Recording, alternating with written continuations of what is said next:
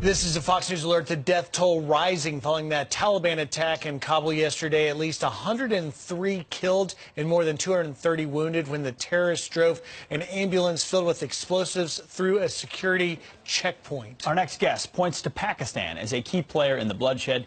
Gary Bernson is a retired CIA station chief. He joins us now to explain. Gary, explain to our viewers, a bomb goes off in a secure area in Kabul, and ultimately where people are, obviously you've got the folks responsible for that, but people are pointing across the border to Pakistan to say, we don't fix this until we address that. What do you say to that? Good morning, Pete. Good morning. Part of the problem, of course, a larger part of the problem is that Afghanistan has been dragged into the larger conflict between India and Pakistan. Since partition in 1947, India and Pakistan have been at each other's throats because Pakistan was trying to seize Kashmir.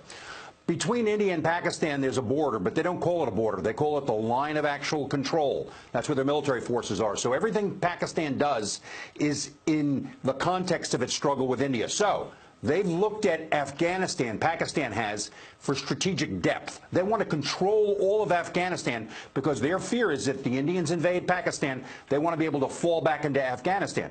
And that was the reason that Pakistan created the Taliban in the 1990s. And at one point, the Pakistanis even thought about storing nuclear weapons in Afghanistan. How is that for crazy?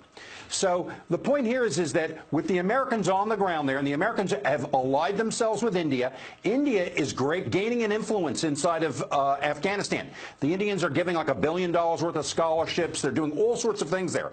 This really makes Pakistan concerned and very, very worried.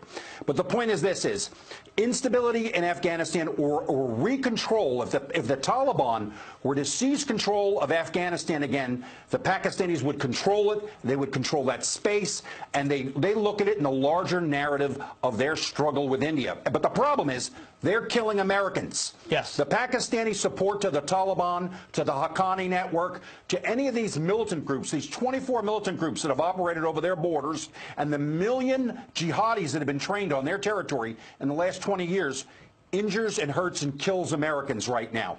And so therefore, President Trump's statements against them were spot on. We can't do anything here until this problem is fixed in Pakistan, and we may even have to start crossing the border more aggressively to deal with these with the Pakistanis if they don't stop this. So is that the plan, Gary, then? I mean, look here, it's clear that Pakistan is providing for the safe haven for the Taliban. Let's just call it exactly what it is. Do they go across the border? I mean, let's not forget that bin Laden was found basically in the shadows of Pakistan's version of West Point, and yet when we asked him where he was, he said, nope, no idea where he is. Do we go in? Yeah. What does the president do?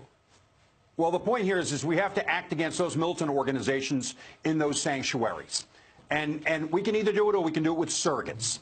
The point is look, I was the person that was the architect of what we did in Tora Bora, and the Pakistanis helped bin Laden get out there, too.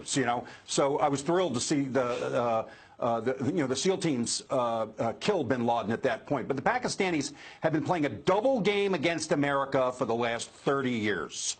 And so, therefore, we need to cut them off politically, cut them off economically. We need to put significant pressure on them. And they have been significant sponsors of jihadist terrorism for the last 30 years, and President Trump is calling them to account. But the Pakistanis, they won't say it publicly. They'll say, oh, they think that they're like Elliot Ness, that they're fighting terrorism. They're fighting these people on their territory, and they have put some pressure on them. But look, they could turn over Siraj Haqqani to us tomorrow.